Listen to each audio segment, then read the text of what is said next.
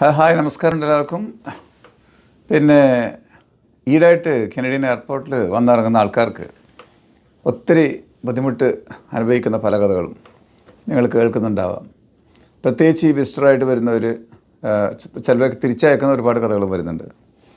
മുമ്പൊരു നാളിൽ അഥവാ തിരിച്ചു പോകുന്നില്ലെങ്കിൽ യു ക്യാൻ ക്ലെയിം പ്രൊട്ടക്ഷൻ എന്നൊക്കെ പറഞ്ഞിട്ടൊരു സിറ്റുവേഷൻ ഉണ്ടായിരുന്നു. അതും മാറി. ഇപ്പോൾ അതും അനുവദിക്കുന്നില്ല. They putting them back in the plane. അപ്പോൾ അങ്ങനെ ഒരു അവസ്ഥ ഒരുപാട് പേർക്ക് വരുന്നുണ്ട്. ഈവൻ സ്റ്റുഡൻസ് പോയി തിരിച്ചു വരുന്നവർ, വർക്കേഴ്സ് പോയി തിരിച്ചു വരുന്നവർക്കൊക്കെ ഒരുപാട് ഗ്രില്ലിംഗ് ക്വസ്റ്റ്യൻസ് ഫേസ് ചെയ്യേണ്ടി വരുന്നുണ്ട്. അപ്പോൾ അത് എന്തുകൊണ്ടാണെന്ന് പറഞ്ഞാൽ അതിന് കനേഡിയൻ ഇമിഗ്രേഷൻ ഇപ്പോൾ ഒത്തിരി സ്ട്രിക്റ്റ് ആയത് മാത്രമല്ല അതിൻ്റെ കാരണം. അതിൻ്റെ വേറെ പ്രധാനപ്പെട്ട കാരണം എന്ന് പറഞ്ഞാൽ US ഗവൺമെൻറ് പ്രശ്നം കൂടി അതിലുണ്ട്. അതായത് ഒരുപാട് പേര് കാനഡയെ ഒരു എൻട്രി പോയിൻ്റായിട്ട് മിസ്യൂസ് ചെയ്തുകൊണ്ട് കാനഡ വന്നിട്ട് ഇല്ലീഗലായിട്ട് US പോകുന്നു എന്നുള്ള കംപ്ലയിൻറ്റ് US പ്രസിഡന്റ് ട്രംപ് ഒരുപാട് കാലമായിട്ട് കാനഡൻ്റെ മേലെ പ്രഷർ ഇടുന്നുണ്ട്. അപ്പം അതിൻ്റെ ഒരു ഇമ്പാക്റ്റും കൂടിയാണ് ഈ നമ്മുടെ കനേഡിയൻ ബോർഡറുകളിലും കനേഡിയൻ എയർപോർട്ടിലൊക്കെ ഈയിടെയായിട്ട് ഒത്തിരി സ്ട്രിക്റ്റ് ആക്കിയിട്ട് മാറിയിരിക്കുന്നത്. അപ്പോൾ അത് ഈ പറഞ്ഞ പോലെ ഇങ്ങനെ വരുന്ന ആൾക്കാർ ആരാന്ന് ഇവർക്ക് അറിയത്തില്ല. അപ്പം പൊതുവേ നേരെ ജെന്യൂൻ ഡോക്യുമെൻ്റൊക്കെ ആയിട്ട് വരുന്നവർക്കും ഇത് ഒത്തിരി എഫക്റ്റ് ചെയ്യണം. അപ്പോൾ ഇന്നത്തെ വീഡിയോയിൽ നമുക്കിത് അവോയ്ഡ് ചെയ്യാനുള്ള ഒരുപാട് ഈ CBSE ഓഫീസർ ചോദിക്കാൻ സാധ്യതയുള്ള ഒത്തിരി ചോദ്യങ്ങളും അതിന് നമ്മൾ സ്മാർട്ടായിട്ട് കൊടുക്കുന്ന മറുപടികൾ പറ്റിയിട്ട് നമുക്കൊന്ന് ഡിസ്കസ് ചെയ്യാം. ഓക്കെ.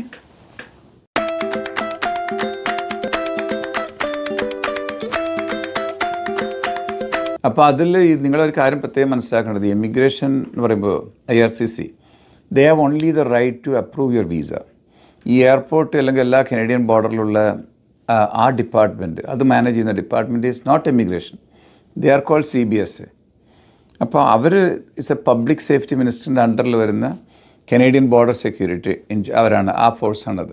ഈ CBSAക്കാണ് ഇതിൻ്റെ പവർ. അതായത് നിങ്ങളൊരാൾ കനേഡിയൻ എയർപോർട്ടിലോ ബോർഡറിലോ എവിടെ വന്നിറങ്ങുമ്പോൾ, ലാൻഡ് ബോർഡറിലായാലും അവരെ കാനഡയുടെ അകത്തോട്ട് കടത്തി വിടണോ വേണ്ടയോ അല്ല അവർ തിരിച്ചയക്കണോ എന്നുള്ള തീരുമാനം എടുക്കുന്നത് CBSA ആണ്.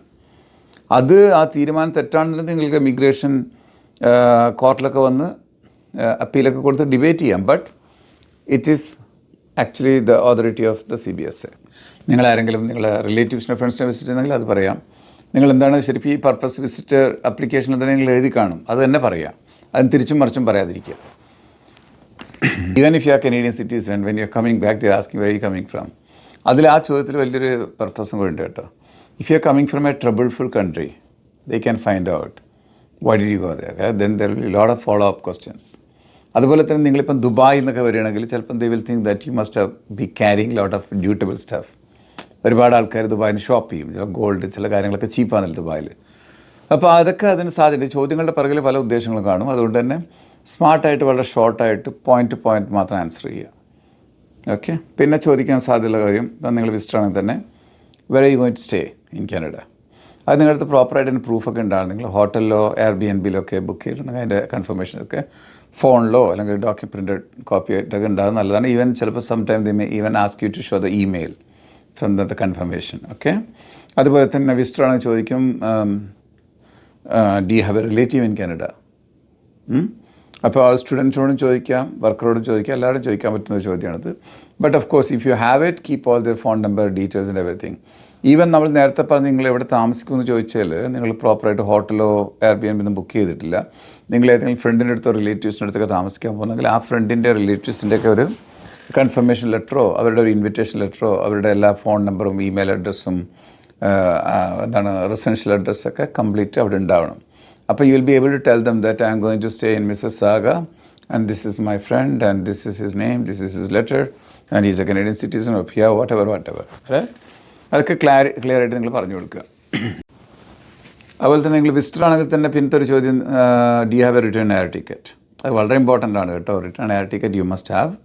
അതുപോലെ തന്നെ how much money you are carrying. ഇങ്ങനെയുള്ള ചോദ്യങ്ങളൊക്കെ വിസിറ്ററിൻ്റെ അടുത്ത് വരാം.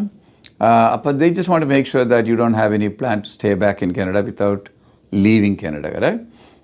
നിങ്ങളൊരു സ്റ്റുഡൻ്റ് ആണെങ്കിൽ പ്രത്യേകം ശ്രദ്ധിക്കേണ്ട കുറേ കാര്യങ്ങളുണ്ട്. ഇപ്പം അങ്ങനെ സ്റ്റുഡൻസിന് ഒരുപാട് പേര് എയർപോർട്ടിൽ ബുദ്ധിമുട്ടിക്കുന്നുണ്ട്. അപ്പോൾ അതിൽ പല ചോദ്യങ്ങൾ പറയുമ്പോഴത്തേക്ക് നിങ്ങൾക്കറിയാം ഒരുപാട് സ്റ്റുഡൻസ് ഫേക്ക് ഡോക്യുമെൻ്റൊക്കെ ആയിട്ട് വന്നത്, ഇന്ത്യക്കാർ പ്രത്യേകിച്ചും. അതുകൊണ്ട് തന്നെ സ്വാഭാവികമായിട്ട് നിങ്ങൾ എക്സ്പെക്ട് ചെയ്യേണ്ട പല ക്വസ്റ്റ്യൻസ് പറഞ്ഞാൽ, ഒന്ന്, they will check your English language skills. They may even ask you to show them the IELTS genuine result, original. They may ask you to even show your original certificates, acceptance letter.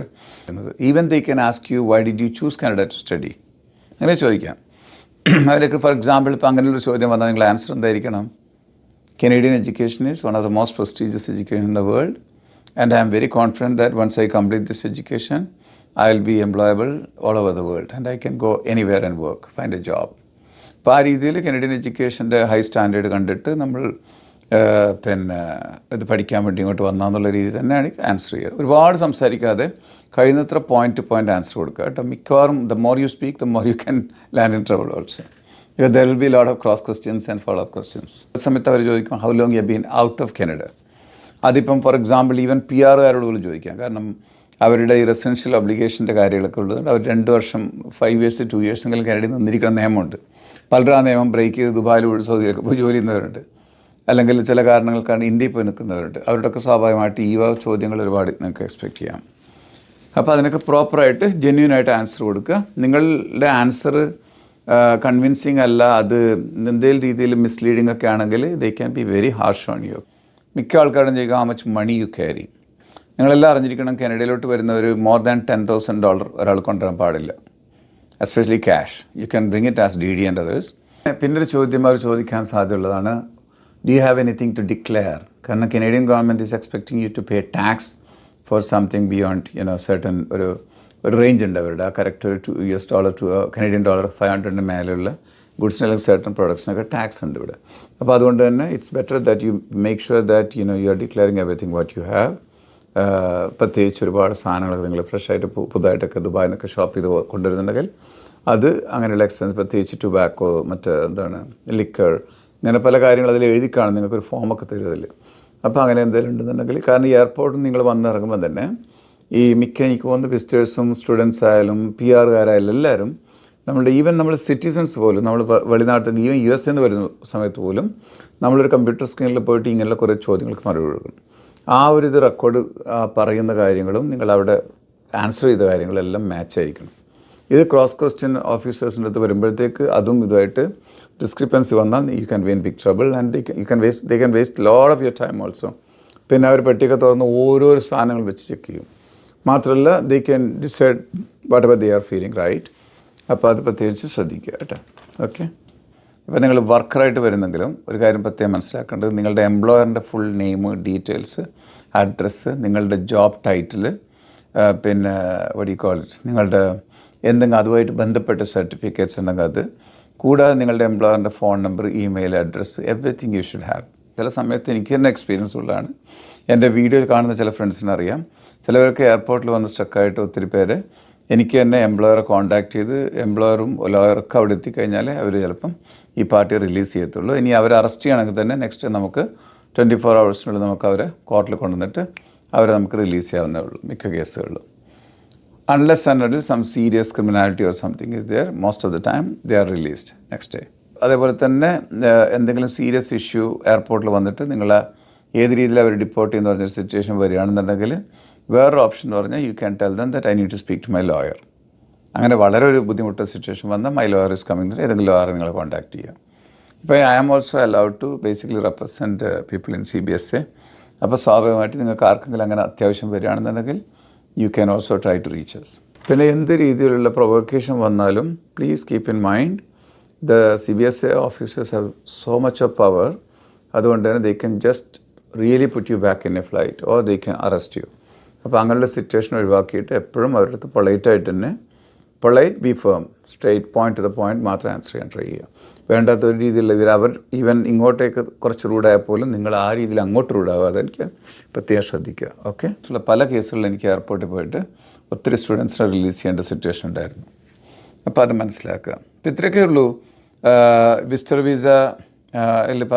വിസയിൽ വരുന്നവരെയാണ് ഏറ്റവും കൂടുതൽ grill ചെയ്യുന്നത്, മറക്കരുത്.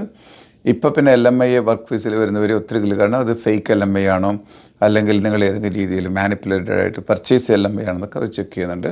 അപ്പോൾ അങ്ങനെയുള്ള ഒരുപാട് ബുദ്ധിമുട്ടുകൾ ചിലർക്ക് പിന്നെ സ്മൂത്തായിട്ട് നിങ്ങളുടെ ഭാഗ്യത്തിന് നല്ല ഓഫീസേഴ്സൊക്കെ ആണെങ്കിൽ സ്മൂത്തായിട്ട് ഈ ഹാസ്ലൊന്നും ഇല്ലാതെ അകത്തോട്ട് വരുന്നവരും ഉണ്ട് കേട്ടോ.